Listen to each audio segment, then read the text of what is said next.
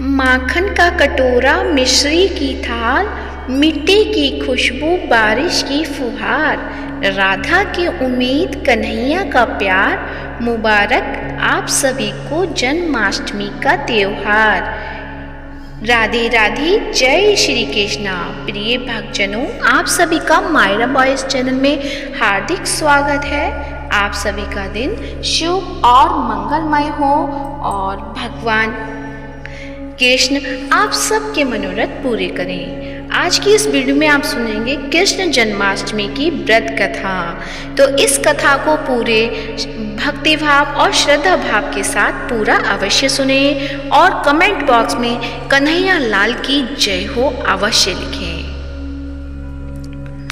इंद्र ने कहा, हे मुनियों, मैं श्रेष्ठ सभी शास्त्रों के ज्ञाता, हे देव, व्रतों में उत्तम उस व्रत को बताएं जिस व्रत से मनुष्यों को मुक्ति लाभ प्राप्त हो तथा उस व्रत से प्राणियों को भोग व मोक्ष भी प्राप्त हो जाए। इंद्र की बातों को सुनकर नारद जी ने कहा, त्रेता युग के अंत में और द्वापर युग के प्रारंभ समय में निंदित कर्म को करने वाला कंस नाम का एक अत्यंत पापी दैत्य हुआ। उस दुष्ट व दुराचारी कंस की देवकी नाम की एक सुंदर बहन थी। देवकी के गर्भ से उत्पन्न 8वां पुत्र कंस का वध करेगा। नारद जी की बातें सुनकर इंद्र ने कहा, उस दुराचारी कंस की कथा का विस्तार पूर्वक वर्णन कीजिए। क्या यह संभव है कि देवकी के गर्भ से उत्पन्न 8वां पुत्र अपने मामा कंस की हत्या करेगा? इंद्र की संदेह भरी बातों को सुनकर नारद जी ने कहा, हे अदिति पुत्र इंद्र, एक समय की बात है, उस दुष्ट कंस ने एक ज्योतिषी से पूछा कि मेरी मृत्यु किस प्रकार और किसके द्वारा होगी। ज्योतिषी बोले, हे दानवों में श्रेष्ठ कंस, वसुदेव की पत्नी देवकी जो बाघपटु है और आपकी बहन भी है, उसी के गर्भ से उत्पन्न उसका 8वां पुत्र जो कि शत्रुओं को भी पराजित कर इस संसार में कृष्ण नाम से विख्यात होगा। वही एक समय सूर्योदय काल में आपका वध करेगा। ज्योतिषी की बातों को सुनकर कंस ने कहा, हे देवच, अब आप यह बताएं कि देवकी का 8वां पुत्र किस मास में किस दिन मेरा वध करेगा। ज्योतिषी बोले, हे महाराज, माघ मास की शुक्ल पक्ष की तिथि को 16 कलाओं से पूर्ण श्री कृष्ण से आपका युद्ध होगा। उसी युद्ध में वे आपका वध करेंगे। इसलिए हे महाराज, आप अपनी रक्षा यत्न पूर्वक करें। इतना बताने के पश्चात नारद जी ने इंद्र से कहा, ज्योतिषी द्वारा बताए गए समय पर ही कंस की मृत्यु कृष्ण के हाथ निसंदेह होगी। तब इंद्र ने कहा, हे मुनि, उस दुराचारी कंस की कथा का वर्णन कीजिए और बताइए कि कृष्ण का जन्म कैसे होगा तथा कंस की मृत्यु कृष्ण द्वारा किस प्रकार होगी। इंद्र की बातों को सुनकर नारद जी ने पुनः कहना प्रारंभ किया। उस दुराचारी कंस ने अपने एक द्वारपाल से कहा, मेरी इस प्राणों से प्रिय बहन की पूर्ण रक्षा करना। द्वारपाल ने कहा, ऐसा ही होगा। कंस के जाने के पश्चात उसकी छोटी बहन दुखित होते हुए जल लेने के बहाने घड़ा लेकर तालाब पर गई। उस तालाब के किनारे एक वृक्ष के नीचे बैठकर देवकी रोने लगी। उसी समय एक सुंदर स्त्री जिसका नाम यशोदा था, उसने आकर देवकी से प्रिय वाणी में कहा, हे देवी, इस प्रकार तुम क्यों विलाप कर रही हो? अपने रोने का कारण मुझसे बताओ। तब दुखी देवकी ने यशोदा से कहा, हे बहन, नीच कर्म में आसक्त दुराचारी मेरा ज्येष्ठ भ्राता कंस है। उस दुष्ट भ्राता ने मेरे कई पुत्रों का वध कर दिया। इस समय मेरे गर्भ में 8वां पुत्र है।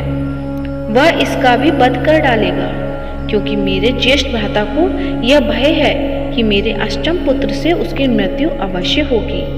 देवकी की बातें सुनकर यशोदा ने कहा, हे बहन, विलाप मत करो, मैं भी गर्भवती हूँ। यदि मुझे कन्या हुई तो तुम अपने पुत्र के बदले उस कन्या को ले लेना। इस प्रकार तुम्हारा पुत्र कंस के हाथों मारा नहीं जाएगा। तदंतर कंस ने अपने द्वारपाल से पूछा कि देवकी कहाँ है? इस समय वह दिखाई क्यों नहीं दे रही है? तब द्वारपाल ने कंस से नम्र वाणी में कहा, हे महाराज, आपकी बहन जल लेने तालाब पर गई हुई है। यह सुनते ही कंस क्रोधित हो उठा और उसने द्वारपाल को उसी स्थान पर जाने को कहा जहां वह गई हुई है। द्वारपाल की दृष्टि तालाब के पास देवकी पर पड़ी। तब उसने कहा कि आप किस कारण से यहाँ आई हैं? उसकी बातें सुनकर देवकी ने कहा कि मेरे घर में जल नहीं था, मैं जल लेने जलाशय पर आई हूँ। इसके पश्चात देवकी अपने घर की ओर चली गई। कंस ने पुनः द्वारपाल से कहा कि इस घर में मेरी बहन की तुम पूर्णतः रक्षा करो। अब कंस को इतना भय लगने लगा कि घर के भीतर दरवाजों में विशाल ताले बंद करवा दिए और दरवाजे के बाहर दैत्यों और राक्षसों को पहरेदारी के लिए नियुक्त कर दिया। कंस हर प्रकार से अपने प्राणों के बचाव के प्रयास कर रहा था। एक समय सिंह राशि के सूर्य में आकाशमंडल में जलाधारी मेघों ने अपना प्रभुत्व स्थापित किया। भादो मास की कृष्ण पक्ष की अष्टमी तिथि को घनघोर अर्धरात्रि थी। उस समय चंद्रमा भी वृष राशि में था। रोहिणी नक्षत्र बुधवार के दिन सौभाग्य योग से संयुक्त चंद्रमा के आधी रात में उदय होने पर आधी रात के उत्तर एक घड़ी जब हो जाए तो श्रुति स्मृति पुराणोक्त फल निसंदेह प्राप्त होता है। इस प्रकार बताते हुए नारद जी ने इंद्र से कहा, ऐसे विजय नामक शुभ मुहूर्त में श्री कृष्ण का जन्म हुआ और श्री कृष्ण के प्रभाव से ही उसी क्षण बंदी गृह के दरवाजे स्वयं खुल गए। द्वार पर पहरा देने वाले पहरेदार राक्षस सभी मूर्छित हो गए। देवकी ने उसी क्षण अपने पति वसुदेव से कहा, हे स्वामी, आप निद्रा का त्याग करें और मेरे इस पुत्र को गोकुल में ले जाएं। वह इस पुत्र को नंद गोप की धर्म पत्नी यशोदा को दे दे। उस समय यमुना जी पूर्ण रूप में बाढ़ग्रस्त थी, किंतु जब वसुदेव जी बालक कृष्ण को सूप में लेकर यमुना जी को पार करने के लिए उतरे, उसी क्षण बालक के चरणों का स्पर्श करते ही यमुना जी अपने पूर्व स्थिर रूप में आ गई। किसी प्रकार वसुदेव जी गोकुल पहुंचे और नंद के घर में प्रवेश कर उन्होंने अपना पुत्र तत्काल उन्हें दे दिया और उसके बदले में उनकी कन्या ले ली। वे तत्काल वहां से वापस आकर कंस के बंदी गृह में पहुंच गए। प्रातःकाल सभी राक्षस पहरेदार निद्रा से जागे तो कंस ने द्वारपाल से पूछा, अब देवकी की गर्भ से क्या हुआ? इस बात का पता लगाकर मुझे बताओ। द्वारपाल ने महाराज की आज्ञा को मानते हुए कारागार में जाकर देखा तो वहां देवकी की गोद में एक कन्या थी, जिसे देखकर द्वारपाल ने कंस को सूचित किया, किंतु कंस को तो उस कन्या से भय होने लगा। अतः वह स्वयं कारागार में गया और उसने देवकी की गोद से कन्या को झपट लिया और उसे एक पत्थर की चट्टान पर पटक दिया, किंतु वह कन्या विष्णु की माया से आकाश की ओर चली गई और अंतरिक्ष में जाकर विद्युत के रूप में परिणत हो गई। उसने आकाशवाणी कर कंस से कहा कि हे दुष्ट, तुझे मारने वाला गोकुल में नंद के घर में उत्पन्न हो चुका है और उसी से तेरी मृत्यु सुनिश्चित है। मेरा नाम तो वैष्णवी है। मैं संसार के कर्ता भगवान विष्णु की माया से उत्पन्न हुई हूँ। इतना कहकर वह स्वर्ग की ओर चली गई। उस आकाशवाणी को सुनकर कंस क्रोधित हो उठा। उसने नंद के घर में पूतना राक्षसी को कृष्ण का वध करने के लिए भेजा, किंतु जब वह राक्षसी कृष्ण को स्तनपान कराने लगी तो कृष्ण ने उसके स्तन से उसके प्राणों को खींच लिया और वह राक्षसी कृष्ण कृष्ण कहते हुए मृत्यु को प्राप्त हो गई। जब कंस को पूतना की मृत्यु का समाचार प्राप्त हुआ तो उसने कृष्ण का वध करने के लिए क्रमशः केशी नामक दैत्य को अश्व के रूप में, उसके पश्चात अरिष्ट नामक दैत्य को बैल के रूप में भेजा, किंतु ये दोनों भी कृष्ण के हाथों मृत्यु को प्राप्त हुए। इसके पश्चात कंस ने काल्याख्य नामक दैत्य को कौवे के रूप में भेजा, किंतु वह भी कृष्ण के हाथों मारा गया। अपने बलवान राक्षसों की मृत्यु के आघात से कंस अत्यधिक भयभीत हो गया। उसने द्वारपालों को आज्ञा दी कि नंद को तत्काल मेरे समक्ष उपस्थित करो। द्वारपाल नंद को लेकर जब उपस्थित हुए तब कंस ने नंद से कहा कि यदि तुम्हें अपने प्राणों को बचाना है तो पारिजात के पुष्प ले आओ। यदि तुम नहीं ला पाए तो तुम्हारा वध निश्चित है। कंस की बातों को सुनकर नंद ने ऐसा ही होगा कहा और अपने घर की ओर चले गए। घर आकर उन्होंने संपूर्ण वृत्तांत अपनी पत्नी यशोदा को सुनाया, जिसे श्री कृष्ण भी सुन रहे थे। एक दिन श्री कृष्ण अपने मित्रों के साथ यमुना नदी के किनारे गेंद खेल रहे थे और अचानक स्वयं ने ही गेंद को यमुना में फेंक दिया। यमुना में गेंद फेंकने का मुख्य उद्देश्य यही था कि वे किसी प्रकार परिजात पुष्पों को ले आएं, अतः वे कदम के वृक्ष पर चढ़कर यमुना में कूद पड़े। कृष्ण के यमुना में कूदने का समाचार श्रीधर नामक गोपाल ने यशोदा को सुनाया। यह सुनकर यशोदा भागते हुए यमुना नदी के किनारे आ पहुंची और उसने यमुना नदी की प्रार्थना करते हुए कहा, हे यमुना, यदि मैं बालक को देखूंगी तो भाद्रपद मास की रोहिणी युक्त अष्टमी का व्रत अवश्य करूंगी, क्योंकि दया दान सज्जन प्राणी ब्राह्मण कुल में जन्म रोहिणी युक्त अष्टमी, गंगाजल एकादशी, गया श्राद्ध और रोहिणी व्रत ये सभी दुर्लभ हैं। हजारों अश्वमेघ यज्ञ, सहस्रों राजसूय यज्ञ, दान, तीर्थ और व्रत करने से जो फल प्राप्त होता है वह सब कृष्ण जन्माष्टमी के व्रत को करने से प्राप्त होता है। यह बात नारद ऋषि ने इंद्र से कही। इंद्र ने कहा, हे मुनियों, मैं श्रेष्ठ नारद यमुना नदी में कूदने के बाद उस बाल रूपी कृष्ण ने पाताल में जाकर क्या किया, यह संपूर्ण वृत्तांत भी बताएं। नारद ने कहा, हे इंद्र, पाताल में उस बालक से नागराज की पत्नी ने कहा कि तुम यहाँ क्या कर रहे हो, कहाँ से आए हो और यहाँ आने का क्या प्रयोजन है। नाग पत्नी बोली, हे कृष्ण, क्या तुझे ग्रूद क्रीड़ा की है जिसमें आपका समस्त धन हार गया है? यदि यह बात ठीक है तो कंकड़, मुकुट और मणियों का हार लेकर अपने घर में चले जाओ, क्योंकि इस समय मेरे स्वामी शयन कर रहे हैं। यदि वे उठ गए तो तुम्हारा भक्षण कर जाएंगे। नाग पत्नी की बातें सुनकर कृष्ण ने कहा, हे कांते, मैं किस प्रयोजन से यहाँ आया हूँ वह वृत्तांत मैं तुम्हें बताता हूँ। समझ लो, मैं काली नाग के मस्तक को कंस के साथ द्रुत में हार चुका हूँ और वही लेने में आया हूँ। बालकृष्ण की इस बात को सुनकर नागपति अत्यंत क्रोधित हो उठी और अपने सोए हुए पति को उठाते हुए उसने कहा, हे स्वामी, आपके घर यह शत्रु आया है, अतः आप इसका हनन कीजिए। अपनी स्वामिनी की बातों को सुनकर कालिया नाग निद्रावस्था को जाग पड़ा और बालकृष्ण युद्ध करने लगा। इस युद्ध में कृष्ण को मूर्छा आ गई। उसी मूर्छा को दूर करने के लिए उन्होंने गरुड़ का स्मरण किया। स्मरण होते ही गरुड़ वहां आ गए। श्री कृष्ण अब गरुड़ पर चढ़कर कालिया नाग से युद्ध करने लगे और उन्होंने कालिया नाग को युद्ध में पराजित कर दिया।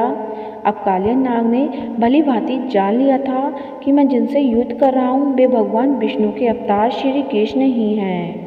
अतः उन्होंने कृष्ण के चरणों में साष्टांग प्रणाम किया और पारिजात से उत्पन्न हुए से पुष्पों को मुकुट में रखकर कृष्ण को भेंट किया। जब कृष्ण चलने को हुए तब कालिया नाग की पत्नी ने कहा, हे स्वामी, मैं कृष्ण को नहीं जान पाई। हे जनार्दन, मंत्र रहित, क्रिया रहित, भक्ति भाव रहित मेरी रक्षा कीजिए। हे प्रभु, मेरे स्वामी मुझे वापस दे दें। तब श्री कृष्ण ने कहा, हे सर्पिणी, दैत्यों में जो सबसे बलवान है उस कंस के सामने मैं तेरे पति को लेकर जाकर छोड़ दूंगा, अन्यथा तुम अपने घर को चली जाओ। अब श्री कृष्ण कालिया नाग के फन पर नृत्य करते हुए यमुना के ऊपर आ गए। तदंतर कालिया की फुकार से तीनों लोग कंपायमान हो गए। अब कृष्ण कंस की मथुरा नगरी को चल दिए। वहां कमल पुष्पों को देखकर यमुना के मध्य जलाशय में वह कालिया सर्प भी चला गया।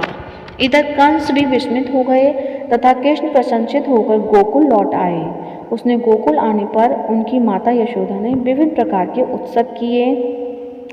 अब इंद्र ने नारद जी से पूछा, हे महामुनि, संसार के प्राणी बालक श्री कृष्ण के आने पर अत्यधिक आनंदित हुए। आखिर श्री कृष्ण ने क्या चरित्र किया वह सभी आप मुझे बताने की कृपा करें। नारद ने इंद्र से कहा, मन को हरने वाले मथुरा नगर यमुना नदी के दक्षिण भाग में स्थित है। वह कंस का महाबलशाली भाई चाणूर रहता था। उस चाणूर से श्री कृष्ण के मल्ल युद्ध की घोषणा की गई। हे इंद्र, कृष्ण एवं चाणूर का मल्ल युद्ध अत्यंत आश्चर्यजनक था। चाणूर की अपेक्षा कृष्ण बाल रूप में थे। भैरी शंख और मृदंग के शब्दों के साथ कंस और केसी इस युद्ध को मथुरा की जनसभा के मध्य में देख रहे थे। रंगशाला के अखाड़े में चाणूर, मुष्टिक, शल, तोषण आदि बड़े बड़े भयंकर पहलवान दंगल के लिए प्रस्तुत थे। महाराज कंस अपने बड़े बड़े नागरिकों तथा मित्रों के साथ उच्च मंच पर विराजमान था। रंगशाला में प्रवेश करते ही श्री कृष्ण ने अनायास ही धनुष को अपने बाएं हाथ से उठा लिया। पलक झपकते ही सबके सामने उसकी डोरी चढ़ा दी तथा डोरी को ऐसे खींचा कि धनुष भयंकर शब्द करते हुए टूट गया। धनुष की रक्षा करने वाले सारे सैनिकों को दोनों भाइयों ही मार गिराया। कुवल या पेड़ का वध कर श्री कृष्ण ने उनके दोनों दांतों को उखाड़ लिया और उससे महावत एवं अनेक दुष्टों का संहार किया। कुछ सैनिक भाग खड़े हुए और महाराज कंस को सारी सूचनाएं दी तो कंस ने क्रोधित होकर दांत पीसते हुए चाणूर, मुष्टिक को शीघ्र ही दोनों बालकों का वध करने के लिए इंगित किया। इतने में श्री कृष्ण एवं बलदेव अपने अंगों पर खून के कुछ छींटे धारण किए हुए हाथी के विशाल दांतों अपने कंधे पर धारण कर सिंह शावक की भांति मुस्कुराते हुए अखाड़े के समीप पहुंचे। चाणूर और मुष्टिक ने उन दोनों भाइयों को मल्ल युद्ध के लिए ललकारा। नीति विचारक श्री कृष्ण ने अपने समान आयु वाले मल्लों से लड़ने की बात कही, किंतु चाणूर ने श्री कृष्ण को और मुष्टिक ने बलराम जी को बड़े दर्प से महाराज कंस का मनोरंजन करने के लिए ललकारा। श्री कृष्ण बलराम तो ऐसा ही चाहते थे। इस प्रकार मल्लयुद्ध आरंभ हो गया। वहाँ पर बैठी हुई पूर्व स्त्रियां उस अनीतिपूर्ण मल्लयुद्ध को देखकर वहाँ से उठकर चलने को उद्यत हो गईं। श्री कृष्ण की रूप माधुरी दर्शन कहने लगीं, अहो सच पूछो तो ब्रज भूमि की परम पवित्र और धन्य है। वहाँ परम पुरुषोत्तम मनुष्य के वेश में छिपकर रहते हैं। देव महादेव शंकर और लक्ष्मी जी जिनके चरण कमलों की पूजा करती हैं, वे ही प्रभु वहाँ रंग बिरंगे पुष्पों की माला धारण गौओं के पीछे पीछे सखाओं और बलराम जी के साथ बांसुरी बजाते और नाना प्रकार की क्रीड़ाएं करते हुए आनंद से विचरण करते हैं। श्री कृष्ण के एक रूपम धुरिमा का आस्वादन केवल ब्रजवासियों एवं विशेषकर गोपियों के लिए ही सुलभ है। वहाँ के मयूर, शुक, सारी गौएं, बछड़े तथा नदियाँ सभी धन्य हैं। वे स्वच्छंद रूप से श्री कृष्ण की विविध प्रकार की माधुर्यों का पान करके निहाल हो जाते हैं। अभी वे ऐसी चर्चा कर ही रही थी कि श्री कृष्ण को चाणूर और बलराम जी ने मुष्टिक को पछाड़कर उनका वध कर दिया। तदंतर कूट, शल, तोषण आदि भी मारे गए। इतने में कंस ने क्रोधित होकर श्री कृष्ण, बलदेव और नंद वसुदेव सबको बंदी बनाने के लिए आदेश दिया, किंतु सबके देखते ही देखते बड़े वेग से उछलकर श्री कृष्ण उनके मंच पर पहुंच गए और उनकी चोटी पकड़कर नीचे गिरा दिया तथा उनकी छाती के ऊपर कूद गए, जिससे उनके प्राण पखेरु उड़ गए। इस प्रकार सहज ही कंस मारा गया। श्री कृष्ण ने रंगशाला में अनुचरों के साथ कंस का उद्धार किया। कंस के पूजित शंकर जी इस रंग को देखकर कहते कहते हो गए, इसलिए उनका नाम श्री रंगेश्वर हुआ। यह स्थान आज भी श्री कृष्ण इस रंगमय लीला की पताका फहरा रहे हैं। श्रीमद् भागवत के अनुसार तथा श्री विश्वनाथ चक्रवर्ती पाद के विचार से कंस का वध शिवरात्रि के दिन हुआ था, क्योंकि कंस ने अक्रूर को एकादशी की रात अपने घर बुलाया था तथा मंत्रणा की थी। श्री कृष्ण ने अपने पैरों को चाणूर के गले में फंसाकर उसका वध कर दिया। चाणूर की मृत्यु के पश्चात उनका मल्लयुद्ध केशी के साथ हुआ। हे इंद्र, उसी क्षण श्री कृष्ण ने गरुड़, बलराम तथा सुदर्शन चक्र का ध्यान किया, जिसके परिणाम स्वरूप बलदेव जी सुदर्शन चक्र लेकर गरुड़ पर आरूढ़ हो आए। उन्हें आता देख बालक कृष्ण ने सुदर्शन चक्र को उनसे लेकर स्वयं गरुड़ की पीठ पर बैठकर न जाने कितने ही राक्षसों और दैत्यों का वध कर दिया, कितनों के शरीर अंग भंग कर दिए। इस युद्ध में श्री कृष्ण और बलदेव ने असंख्य दैत्यों का वध किया। बलराम जी ने अपने आयुध शस्त्र हल से और कृष्ण ने सुदर्शन चक्र से माघ मास की शुक्ल पक्ष की सप्तमी को विशाल दैत्यों के समूह का सर्वनाश किया। जब अंत में केवल दुराचारी कंस ही बच गया तो कृष्ण ने कहा, हे दुष्ट अधर्मी दुराचारी, अब मैं इस महायुद्ध स्थल पर तुझसे युद्ध कर तथा तेरा वध कर इस संसार को तुझसे मुक्त कराऊंगा। यह कहते हुए श्री कृष्ण ने उनके केशों को पकड़ लिया और कंस को घुमाकर पृथ्वी पर पटक दिया। जिससे वह मृत्यु को प्राप्त हुआ। कंस के मरने पर देवताओं ने शंख घोष व पुष्प वृष्टि की। वहां उपस्थित समुदाय श्री कृष्ण की जय जयकार कर रहा था। कंस की मृत्यु पर नंद, देवकी, वसुदेव, यशोदा और इस संसार के सभी प्राणियों ने हर्ष मनाया। उसी के शुभ उपलक्ष्य में जन्माष्टमी का पर्व मनाया जाता है। तो प्रेम से बोलिए जय हो कन्हैया लाल की, हाथी घोड़ा पाल की, जय हो कन्हैया लाल की। उम्मीद करती हूँ आज का वीडियो आपको अच्छा लगा होगा। यदि ये कथा अच्छी लगी है तो जल्दी से वीडियो अपने फ्रेंड्स और रिलेटिव्स को फॉरवर्ड कीजिए ताकि वो भी जन्माष्टमी की व्रत कथा का आनंद उठा सकें। और इस वीडियो को ज़्यादा से ज़्यादा लाइक करें, शेयर करें और चैनल को सब्सक्राइब करें। धन्यवाद। राधे राधे।